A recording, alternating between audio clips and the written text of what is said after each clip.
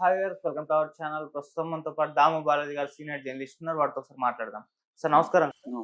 Sir గత కొన్ని రోజుల నుంచి కూడా చూస్తున్నాం సినిమా ఇండస్ట్రీలో పవన్ కళ్యాణ్ గారు వర్సెస్ సినిమా ఇండస్ట్రీ అన్నట్టుగా మారిపోవడం చూసాము. అంటే థియేటర్ల బంద్ ఎప్పుడైతే అంశం తెరపైకుందో అప్పుడు పవన్ కళ్యాణ్ గారు సీరియస్ అవ్వడం, వాళ్ళ మీద ఒక ప్రెస్ నోట్ రిలీజ్ చేస్తూ చూడడం ఇదంతా కూడా చూసాం. అయితే ఇప్పుడు రీసెంట్ గా జరుగుతున్న పరిణామాలు ఏంటంటే థియేటర్ల మీద రైడ్లు జరుగుతున్నాయి. అంటే ఎగ్జిబిటర్ల మీద కోపంతో పవన్ కళ్యాణ్ గారు ఈ విధంగా చేస్తున్నారని కూడా చెప్తున్నారు. అంటే థియేటర్లలో ఏ విధంగా ఉన్నాయి పరిస్థితులు, బాలేకుంటే సీజ్ ద థియేటర్ అంటున్నారు అని చెప్పేసి కూడా అంటున్నారు. అసలు ఏం జరుగుతుంది మరి థియేటర్ల విషయంలో? ఇప్పుడు ఆయన ఈ విధంగా సీరియస్‌గా ఉంటే రేపటి రోజు థియేటర్‌లన్నీ మూతపడే అవకాశం ఉందని కూడా చాలా మంది భావిస్తున్నారు. సో, ఎక్కడి వరకు వెళ్తుంది? యాక్చువల్‌గా ఇప్పుడు ఒక స్లోగన్ విపరీతంగా వైరల్ అవుతుంది. అదేంటంటే సీజ్ ద థియేటర్స్. ఇంతకుముందు ఆయన సీజ్ ద షిప్ అన్నాడు. అప్పట్లో అది బాగా వైరల్ అయింది. ఆ తర్వాత అక్కడ ఏం జరగలేదు గానీ, ఇప్పుడు హ్మ్. సీజ్ ద థియేటర్ అంటే మాత్రం జరుగుతున్నాయి. అంటే నిన్న ఒక పాలసీ కూడా రిలీజ్ చేశాడు. పవన్ కళ్యాణ్ సమావేశమయ్యాడు. ఆహ్, కందులు దుర్గేష్ సినిమాటోగ్రఫీ మినిస్టర్ వీళ్ళతో సమావేశమయ్యి ఆయన కొన్ని గైడ్‌లైన్స్ కూడా బయటకొచ్చాయి. అదేంటంటే ఒకటి టికెట్ ప్రైస్ కంట్రోల్. టికెట్స్ కరెక్ట్‌గా రేట్లు ఎలా ఉన్నాయి ఏంటి అనేది ఎవరైనా పెంచుకోవాలనుకుంటే వ్యక్తిగతంగా వచ్చి అడగకుండా ఛాంబర్ ద్వారానే రావాలి. చివరికి నా సినిమా నిర్మాతలైన ఛాంబర్ ద్వారా రావాలి అనేది నెంబర్ 1 రూల్ పెట్టారు. నెంబర్ 2 వచ్చి regulations, food and drinks, fair pricing, quality, మోనోపలీని తొలగించడం. ఇది థియేటర్‌కి సంబంధించింది. థియేటర్లలో వసతులు బాగున్నాయా? బాత్రూములు ఇవన్నీ శానిటేషన్ ఎలా ఉంది? ఫుడ్డు క్వాలిటీ ఎలా ఉంది? క్వాంటిటీ ఎలా ఉంది? ప్రైజెస్ ఎలా ఉన్నాయి? ఆహ్, తర్వాత మోనోపలి ఏమన్నా ఉందా థియేటర్లలో? వాళ్ళ అంటే ఆ క్యాంటీన్‌లంతా ఫర్ ఎగ్జాంపుల్ ఒక జిల్లా క్యాంటీన్‌లంతా ఒకరే నడపడం ఇట్లాంటివి కొన్ని ఉంటాయి. ఆ మోనోపలి ఉందా? డెమోక్రటిక్‌గా నడుపుతున్నారా? అనేది చూడడం. అట్లా మూడోది ఫెయిర్ ఇండస్ట్రీ ప్రాక్టీసెస్. అంటే థియేటర్స్ ప్రెజర్ పాలిటిక్స్ అనేవి ఉండకూడదు. ట్రాన్స్‌పరెన్సీగా ఉండాలి అనేది ఒకటి. అంటే రెస్పెక్టబుల్ సినీ బిజినెస్ చేయాలి తప్ప బెదిరించి, భయపెట్టి చేయకూడదు అనేది మూడవది. నాలుగవది ఈ షట్‌డౌన్ ప్రోబ్. అంటే థియేటర్‌లని మేము జూన్ నుంచి ఆపేస్తామని ఎవరు చెప్పారు? దాన్ని విచారించాలి. దీని వెనక కుట్రుందా? రాజకీయం ఏమన్నా ఉందా? దీని వెనక పవన్ కళ్యాణ్‌ని టార్గెట్ చేస్తున్నారా? ఎవరు చేశారు? అనేది కూడా తేలాల్సి ఉంది. ఈ 4 అంశాల్ని నిన్న డిక్లేర్ చేశారు. హ్మ్. నిన్న డిక్లేర్ చేశారో లేదో అర్ధరాత్రి నుంచే దాడులు మొదలైనాయి. మొత్తం 52 అంశాలకు సంబంధించి థియేటర్లలో దాడులు మొదలైనాయి. ఆల్రెడీ పిఠాపురంలోను, కాకినాడలోను విజువల్స్ కూడా బయటకొచ్చాయి. మిగతా ప్లేసుల్లో కూడా ఈ రోజంతా కూడా దాడులు మొదలుపెడుతున్నారు. ఒక ఎంఆర్ఓ, ఆర్డీఓ, పోలీసులు, ఫుడ్ సేఫ్టీ అధికారులు, ఆహ్, కొలతలు, తునికలు ఇలాగ మల్టీ డిపార్ట్మెంట్స్ థియేటర్స్ మీద ఒక్కసారిగా దాడి చేసి థియేటర్స్‌ని చెక్ చేస్తున్నారు మొత్తం. ఒక గందరగోళ పరిస్థితి అయితే స్టార్ట్ అయిపోయింది థియేటర్లలో.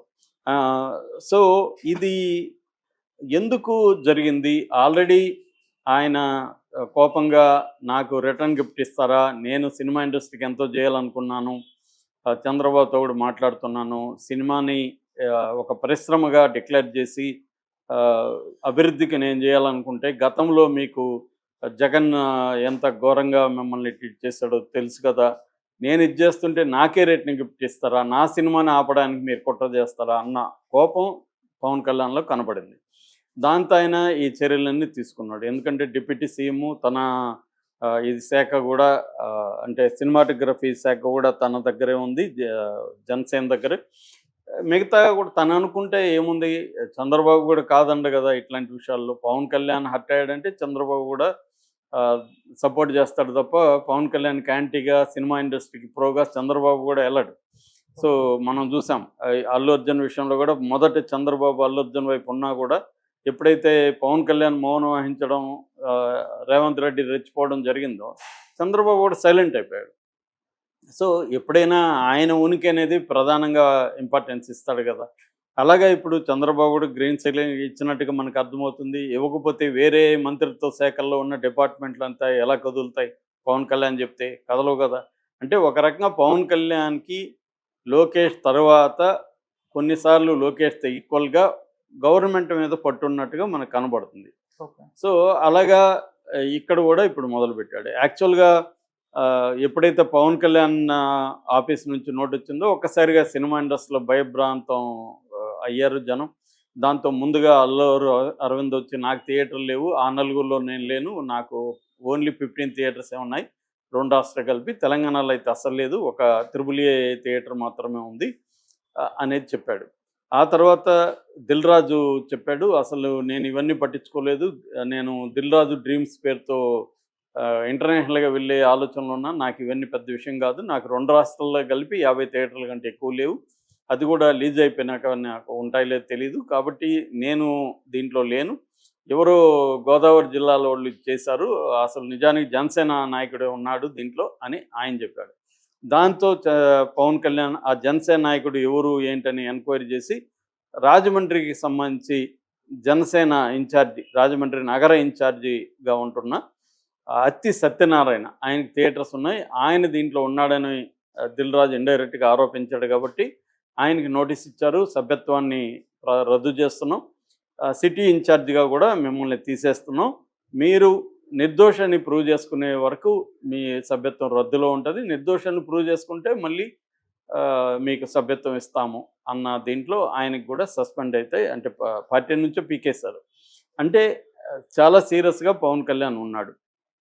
అయితే ఇప్పుడు చర్చ ఏమవుతుందంటే థియేటర్స్ బంద్ చేసే వాళ్ళకి హక్కు లేదా, థియేటర్లో వాళ్ళ సమస్యలు ఉన్నాయి, వాళ్ళకి రెంటల్ అనేది ఇబ్బందిగా ఉంది, వాళ్ళు బంద్ చేస్తే తప్పేంటి అనేది, అంటే వేరే వాళ్ళు బంద్ చేస్తే పవన్ కళ్యాణ్ గతంలో అంతా సపోర్ట్ చేయలేదా, ఇప్పుడు తన సినిమాకి వచ్చేసరికి ఇంత కోపం ఎందుకు, ఇంత పర్సనల్గా ఎందుకు తీసుకోవాలి, థియేటర్లో వాళ్ళు నీ సినిమానే కదా కదా, వేరే కుబేర ఉన్నాయి, తగ్గులైపు ఉన్నాయి, కన్నప్పు ఉంది, ఇలాంటి సినిమాలన్నీ ఉన్నాయి కాబట్టి మనం ఇప్పుడైతే బంద్ అని మాట్లాడితే మన సమస్యలు వీళ్ళు చర్చిస్తారు, ఎప్పటి నుంచో ప్రొడ్యూసర్లు వాళ్ళ సమస్యల గురించి పట్టించుకోవట్లేదు కాబట్టి వాళ్ళు థియేటర్లో అనుకొని ఉండొచ్చు, వాళ్ళేమీ ఓపెన్గా డిక్లేర్ చేయలేదు, ఏం లేదు, అనుకోవడమే నేరమా, వాళ్ళ మీద ఇంత పగబట్టాలా పవన్ కళ్యాణ్, అతను సినిమా ఇండస్ట్రీ మనిషి అయింది, అతని థియేటర్ లేకపోతే అతని సినిమాలు అతనికి ఇంత డబ్బులు ఎక్కడి నుంచి వస్తాయి, అతని సినిమాలు ఎలా ఆడతాయి, థియేటర్ల వల్లనే కదా, థియేటర్లు కూడా వాళ్ళ సమస్యలు డిస్కస్ చేయకూడదా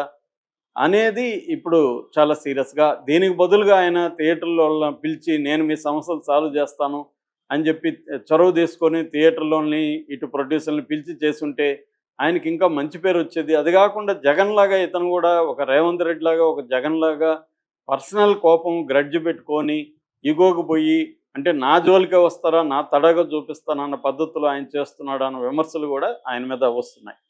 రెండోది ఏంటంటే అసలు ఈ మొత్తం వ్యవహారంలో ఎందుకు ఇంత బడ్జెట్లు పెరుగుతున్నాయి, ప్రధాన కారణం హీరోలే కదా, ఇన్క్లూడింగ్ పవన్ కళ్యాణ్. పవన్ కళ్యాణ్కి రెమ్యునరేషన్ ఎంత, మొన్నటి వరకు పర్ డే ఆయనకి 3 కోట్లు, 20 రోజులు ఉంటాడు మ్యాక్సిమం షూటింగ్లో, మిగతాంతా డమ్మిల్ని వాళ్ళని పెట్టి తీసేస్తారు, 20 రోజులకి ఆయనకి 60 కోట్లు వస్తుందని చెప్పేవాడు. ఇవాళ 100-120 కోట్లని కూడా మాట్లాడుతున్నారు, అది ఎంత నిజం మనకు తెలియదు. కానీ మనకు క్లియర్గా తెలుసు రెమ్యునరేషన్లు ఏ స్థాయిలో ఉన్నాయని. ఫర్ ఎగ్జాంపుల్ ఇప్పుడు అల్లు అర్జున్ అట్లీ సినిమా తీసుకుంటే 800 కోట్లు, అందులో అల్లు అర్జున్కి 175 కోట్ల రెమ్యునరేషను ప్లస్ 15% పోస్ట్ ప్రాఫిట్లో షేరు, అట్లీకి 100 కోట్ల రెమ్యునరేషను మళ్ళీ 15% షేరు. అంతకుముందు అట్లీ రెమ్యునరేషను జవాన్లో ఎంత ఉన్నింది, జస్ట్ 5 కోట్లు ఉన్నింది, 5 కోట్లు ఉన్నింది 100 కోట్లకు పెరిగిందని చెప్తున్నారు జవాన్ నుంచి, అంటే దాదాపు 233% ఆయనకి పెరిగిపోయింది. సో ఇక్కడే వీళ్ళిద్దరికీ 275-300 కోట్లు రెమ్యునరేషన్ వీళ్ళిద్దరికి వెళ్ళింది. మిగతా టెక్నీషియన్లు, ఆర్టిస్టులు, వీళ్ళ రెమ్యునరేషన్లు, విఎఫ్ఎక్స్కి మళ్ళీ 250 కోట్లు, అలాగా హ్యూమన్ రెమ్యునరేషన్స్, అంటే టెక్నీషియన్లు, క్రూనే major part, 60% of the budget దానికే వెళ్ళిపోతుంది. అంటే మేజర్గా హీరోలే సినిమా బడ్జెట్లు పెరగడానికి కారణం. మీరు ఇంతంత రెమ్యునరేషన్ సినిమా పెంచినప్పుడు ప్రొడ్యూసర్లు ఏం చేస్తారు, ప్రొడ్యూసర్లు రకరకాల పద్ధతుల్లో దాన్ని లాగాలి, ఎందుకంటే ఏ సినిమా కూడా 50 రోజులు 100 రోజులు ఆడే పరిస్థితి ఇవ్వాలి లేదు, మొదటి 3 రోజుల్లోనే లేదా వారంలో లాగేయాలి. అందుకని వాళ్ళు ఏం చేస్తున్నారు, ప్రభుత్వాల మీద ఒత్తిడి పెట్టి టికెట్ రేట్ పెంచుకోవడం, నెంబర్ ఆఫ్ షోలు పెంచుకోవడం, అది ఒక పని అయితే వీళ్ళ మోనోపలైజ్ అవ్వకపోతే వాళ్ళు సర్వైవ్ కారు, ఎందుకంటే థియేటర్లో వాళ్ళ కంట్రోల్ లేకపోతే ఎక్కువ థియేటర్లలో ఒక్కసారిగా రిలీజ్ కాదు సినిమా, కాబట్టి వాళ్ళు మోనోపలైజ్ కావడానికి కూడా ఇదే కారణం. బడ్జెట్లు ఎప్పుడైతే అయిందో ప్రొడ్యూసర్ల దగ్గరే థియేటర్లు పెట్టుకునే కల్చర్ కూడా పెరిగింది. దీనివల్ల వాళ్ళు సర్వైవ్ అవుతున్నారు. లేకపోతే వాళ్ళు సర్వైవ్ కారు. సో ఈ సమస్య అంతా ఎక్కడి నుంచి వస్తుంది? మూల కారణం హీరోల రెమ్యునరేషన్. అదెందుకు పవన్ కళ్యాణ్ డిస్కస్ చేయడు? హీరోల రెమ్యునరేషన్ తగ్గించుకుందాం, సినిమా బడ్జెట్ తగ్గించుకుందాం అని ఎందుకు డిస్కస్ చేయడు? సో ఓవరాల్‌గా సినిమా ఇండస్ట్రీలో సమస్యలు ఎక్కడున్నాయి? ప్రధానంగా హీరోల చేతుల్లోనే ఉన్నాయి. హీరోలు బడ్జెట్లు ఇంత పెంచకపోతే సినిమా బడ్జెట్ అంత పెరగదు. హీరోలు బడ్జెట్లు పెంచుతారు. వాళ్ళకి నచ్చిన టెక్నీషియన్లు వాళ్ళు ఎంత రేట్ ఉన్నా వాళ్ళనే తీసుకోవాలి ప్రొడ్యూసరు. హీరోయిన్ వాళ్ళు చెప్పిన వాళ్ళు ఉండాలి. కమెడియన్లు వాళ్ళే ఉండాలి. మొత్తం నిర్ణయించేది హీరోలు. దీని రిలీజులు, దీని వ్యవహారాలు, డిస్ట్రిబ్యూషను, ఎగ్జిబిషను ఇదంతా మళ్ళీ వాళ్ళెవరు వాళ్ళ సమస్యలు చెప్పకూడదు. ఇదెక్కడ న్యాయం అని పవన్ కళ్యాణ్‌ని చాలామంది ప్రశ్నిస్తున్నారు. ఏదేమైనా చర్చకు రావడం మంచిదే. పవన్ కళ్యాణ్ స్వభావం కూడా అర్థమైంది. గతంలో జగన్ తిట్టిన వాళ్ళంతా ఇప్పుడు జగనే మంచోడురా, ఇంత సీరియస్‌గా జగన్ ఏదో ఊరికే చిన్న జలక్ ఇచ్చాడు తప్ప ఇంత సీరియస్‌గా లేడు జగను. ఇతను ఇంత స్థాయిలో వీళ్ళిద్దరిని కంపేర్ చేస్తే ఎప్పుడు కూడా జగన్ ఎవరిని జైళ్ళల్లో పెట్టించలేదు రేవంత్ రెడ్డి లాగా. పవన్ కళ్యాణ్ లాగా రాత్రికి రాత్రే థియేటర్ల మీద దాడులు చేయించలేదు. కాకపోతే తన దగ్గరికి రప్పించుకున్నాడు. అంత తప్ప ఏం చేయలేదు కదా! అతనే మంచోడు ఉన్నాడే అన్న చర్చ అయితే జరుగుతుంది. పవన్ కళ్యాణ్ ఈ కొన్ని ప్రజల వైపు నుంచి చూసుకున్నప్పుడు పవన్ కళ్యాణ్ చర్యలు అయితే చాలా చాలా మంచివిగానే అనిపిస్తాయి. ఎందుకంటే థియేటర్‌లో ఫుడ్ రేట్లు అనేది దారుణంగా ఉన్నాయి. టికెట్ రేట్ల కంటే ఒక కాఫీ తాగుదామంటే 350, 400 ఉండే పరిస్థితి మనం ఇక్కడ మల్టీప్లెక్స్‌ల్లో చూస్తున్నాం. ఓకే. దాన్ని ఛానలైజ్ చేయాల్సిన అవసరం ఉంది. నిజంగా చేస్తాడా పవన్ కళ్యాణ్, బెదిరింపుల కోసం చేస్తాడనేది తేలిపోతుంది. ఎందుకంటే ఇవన్నీ చాలా ఇప్పుడు మనం ఇక్కడ కూడా చూసాం. చాలా మాట్లాడాడు రేవంత్ రెడ్డి. ఏమైంది రెండో రోజు నుంచి? ఎప్పుడైతే వాళ్ళందరూ వచ్చి తనని